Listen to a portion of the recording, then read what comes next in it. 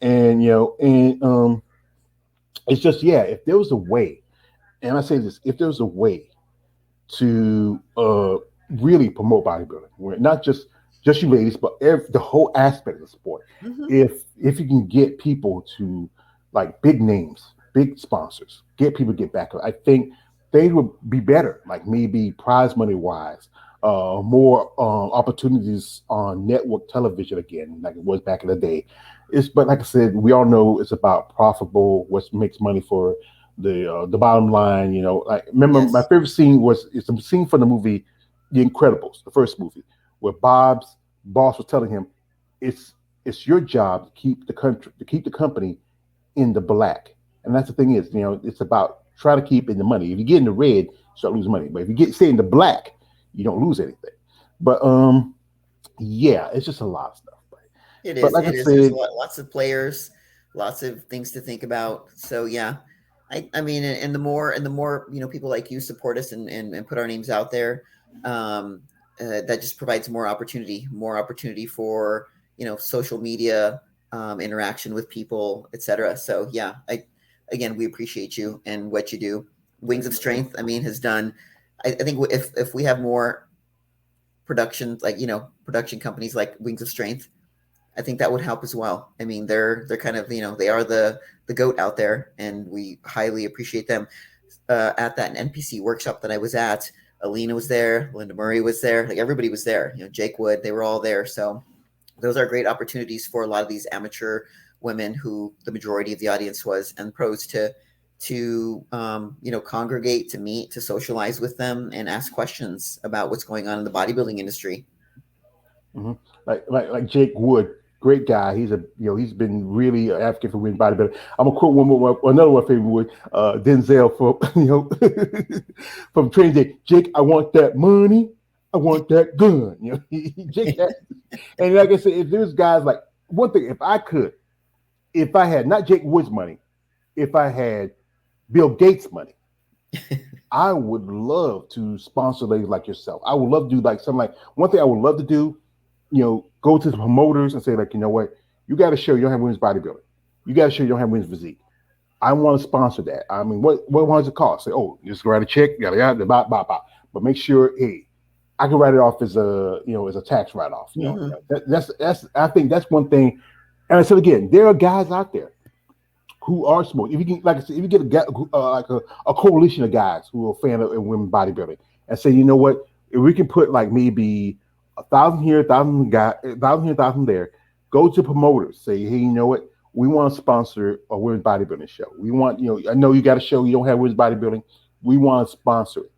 Say, well, you may not make much money out of it. We're not worried about it. We got deep pockets. We're just gonna take it. We just want to see these divisions, be physique, be bodybuilding, be a figure. As you know, I won't call a figure women's figure, because if you call anything men's figure, if you call anything close to figure, that's men's classic. That's like, you break it down like this: you got men's open, and we have women's bodybuilding. Then you have 212, we have physique. Then you have men's classic, you have um figure, and you have men's physique, and you have bikini, wellness, and fitness on their own, because no one wants to see guys' big butts. And I remember back in the day, they tried to do men fitness shows, but no one see guys in tight shorts and jumping around and flipping around. That's not very cool. But but yeah, but like I said, I think my man KL likes to say it like this: Monica, I want you to star in a movie. Actually, I did. I was part of a movie back in August. It's called Love Lies Bleeding, independent movie. I believe it's supposed to be coming out this year, and it was pretty cool. Let's see, Ed Wood, um, Christian Slater, Christian Stewart, who I forget the other people who were in it.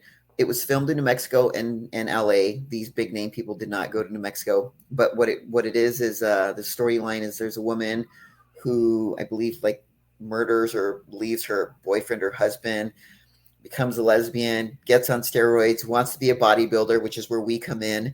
And it's set in the 80s. So they took over, I believe it was like the Hilton, and they made it all look like the 80s, which is pretty cool because we had our hair done up and teased, and we had these really bright bikinis on, and we had a mock bodybuilding show.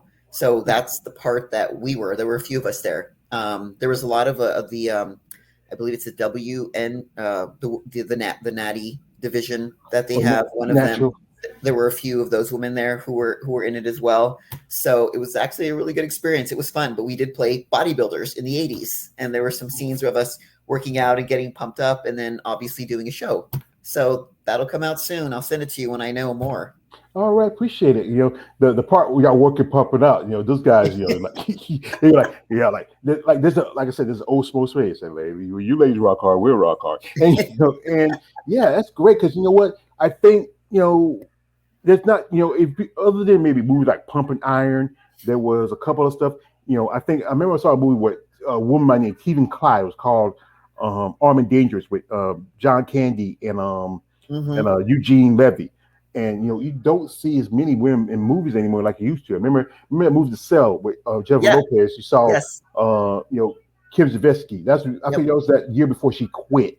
Mm-hmm. Bodybuilding. And Kim was just huge.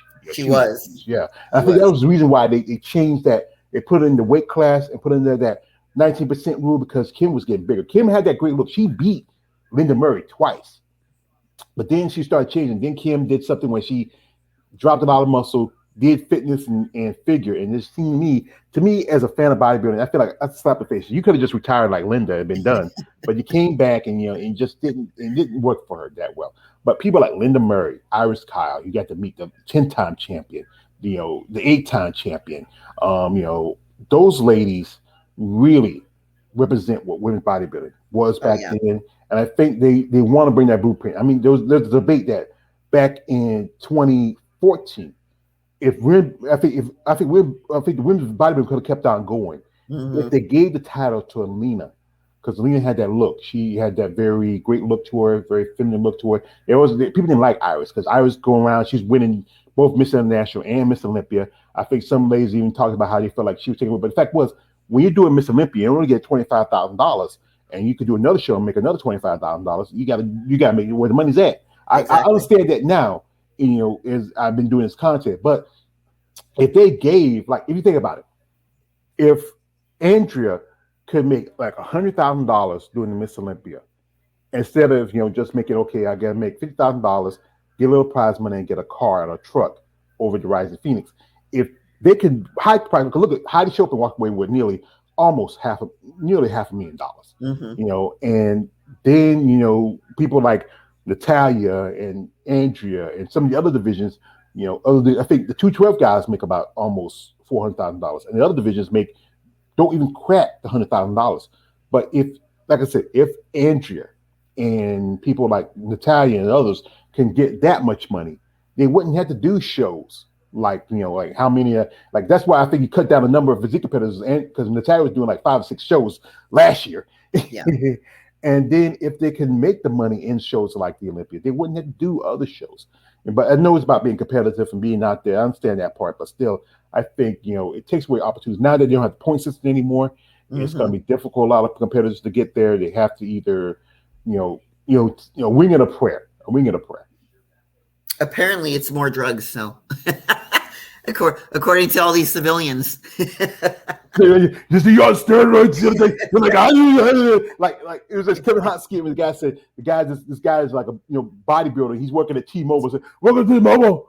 I broke another one, boss. Take out my check. But like I said, it's just you have to have a passion for the sport to do it. You just, like I said, you just can't pop pills and just jump on a stage, and like I said, the cost of it. The men's bodybuilding, this guy wear a banana hammock and put on some tanning solution, and you ladies, you have to get your tanning, get your hair, get your makeup, da, and it, like I said, it costs more for you to compete. Oh yeah. But like I said, that's why some ladies do OnlyFans. That's why some ladies do just this. And I know ladies, she said she makes videos and send them to guys, and that's how she makes her money because sometimes she does have a job, Yeah. and she has to find a way to make income. She has a job, but it does help take some, like I said, it takes some of the pressure off your own bank. Yes. Medicare L says, with all the explanations you give, George, you need more followers. You know more than some bodybuilders. I don't. I like I said, I had to learn because, like I said, for my interviews with talking to you ladies and people, I'm learning. Like, like I said again, you told me about the whole thing about how you got to pay in masters. I had one people told me how how if you want to do a show, you have to pay so much in. It's not really just the promoters that put the money, it's the sponsors. It's stuff that I'm learning from the inside, from the outside in. And Mm-hmm. and I would love to, like I say, as you remember on my what's face out, some guy talk about how, well, she's not. I wish you could talk to the big stars, but like I said, I would love talking to the big stars, but I love talking to ladies like you who have the boots on the ground, 10 toes down, who's in the trenches, because you need a recognition, you need attention. Yes, I would love to have Andrew Shaw. I love to have Natalia Queer. I love to have Sarah Vickers. I love to have Brooke Walker. I love to have Angela Yao. But I think is I enjoy talking to ladies like yourself because we have been, we can make connections. I consider you a friend. And I wanted to give you an opportunity to share your story with people who just are like curious, like how does Slade get into sport? What she's about? What she like? Because like I said, this is an opportunity to promote. And if somebody watches this and say, you know what, I like this lady, I might want to sponsor her. I might. And here's again, guys, her social media stuff in the description.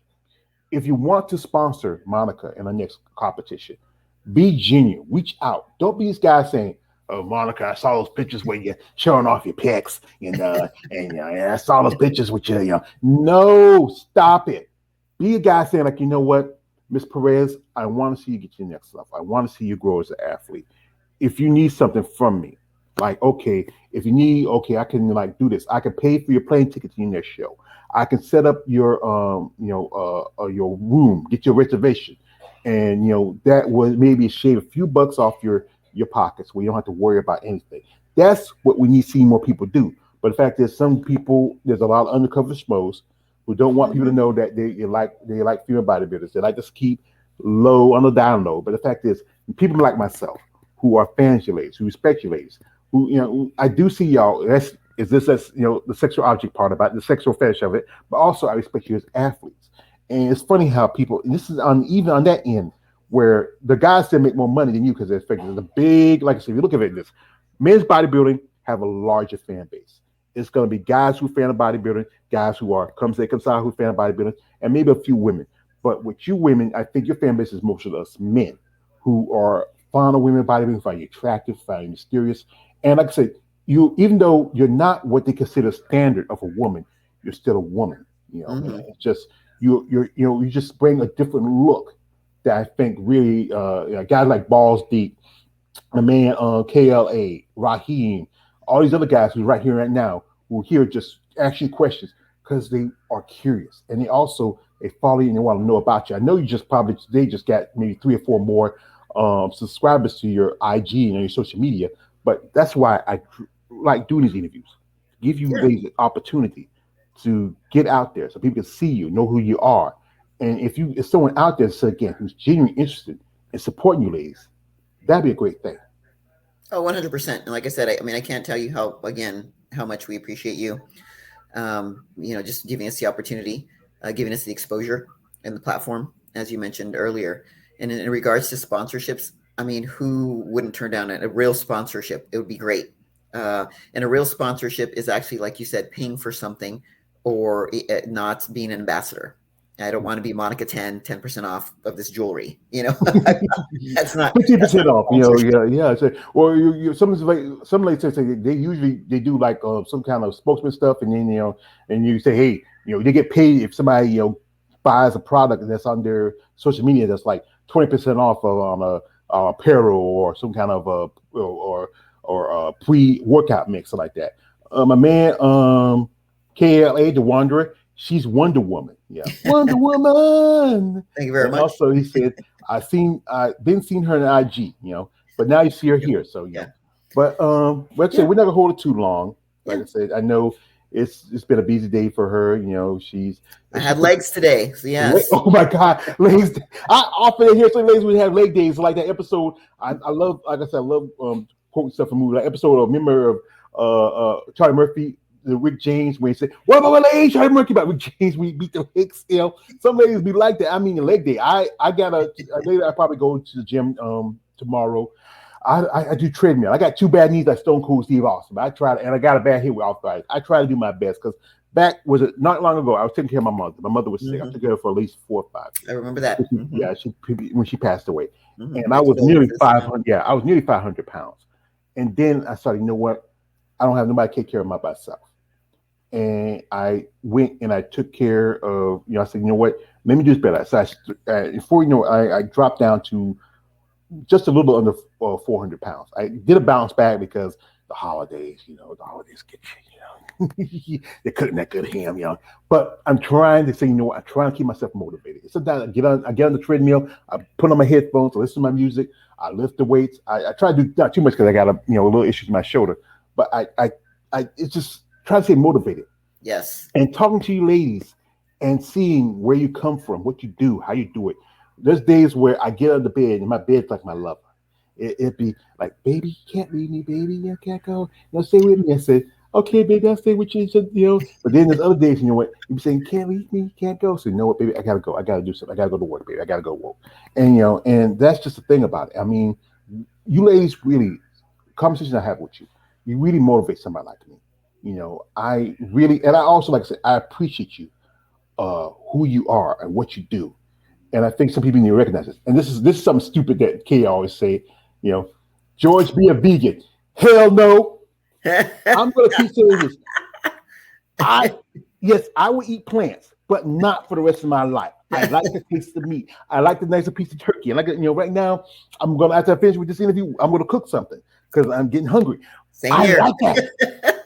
I mean, I know there's some bodybuilders that do that. Like they become friends with. She's used to be IFBB pro. Alicia Flario. She does vegan. I remember Hola Lopez. I mean, she competed. I think I heard she switched it over to figure. I believe, and she's a vegan. I think there's a couple of natural women I've talked to. They also are vegan. That's a choice you want to do. But I mean, I grew up, eating meat, and I just can't give it up. It's like like sugar and meat. It's like crack. You just can't quit. You just can't quit. Be like, man, you be like, I don't know if like say today in the middle of the night saying, man, maybe I eat myself a vegan sandwich. No, I want to have a ham sandwich with cheese. With cheese. I'm with you. I'll Yeah. have a plant with the side of meat. Yes. Yeah, my man KL said you should veggie every day and then eat meat the next. Yeah, I'll do that. I'll do that. But I still like to have a little piece of a hamburger. Like one day I went, and I was out and about. And I did my workout, and then I stopped by this place, Hong Kong place. It's a Chinese restaurant. It was calling me, man. It was calling me. It had some since December, But yeah, but man, Raheem says, yeah, I trained my legs today too. Nice. So Yeah. did I. Yeah, that's tough. I do a few leg workout, but with my knees, I gotta be careful for that. It's like my knees be screaming at me and say, "No, you gotta stop. We gotta get one more lift, one more lift." But sometimes you're like, "Yeah, we did it." Say, and then they say, "What about my legs, Charlie Murphy?" you know. But like I said, I do appreciate you. You are a lovely lady, and I thank you for taking this time out with me and talking with me and sharing your story, your path. I mean, other than the little hiccup, this was a great interview. I mean, I Yeah. enjoyed talking to you ladies. Same here. Yeah, we'll definitely have to catch up at the end of the year and see what I did this year. All And yeah, right. definitely like to follow up with you, Yeah. share some insights, share some experiences. Hopefully, we have more positive news in the female bodybuilding world and increased purses and increased shows. So yeah, and Yeah. again, can't express how much again I appreciate you personally. And I do remember with like we met early on in my bodybuilding career, and I've been supporting you since then, and I appreciate you and everything you do for us. Well, I remember one of my favorite. Like I said, yeah, I love this movie, and I know KLA don't like it. It's one of my favorite movies. And he tells me, "Why don't you?" It's like the two movies in the Batman trilogy. I do like quotes from that is Batman Begins and Dark Knights. And I remember in the end of Batman Begins when Jim Gordon, said to Batman, "I forgot to thank you," and Batman turned around and said, "You never have to." And often, like one of my quotes is also says, "Why do we fall, Master Wayne? Because we learn to pick ourselves up." Yeah.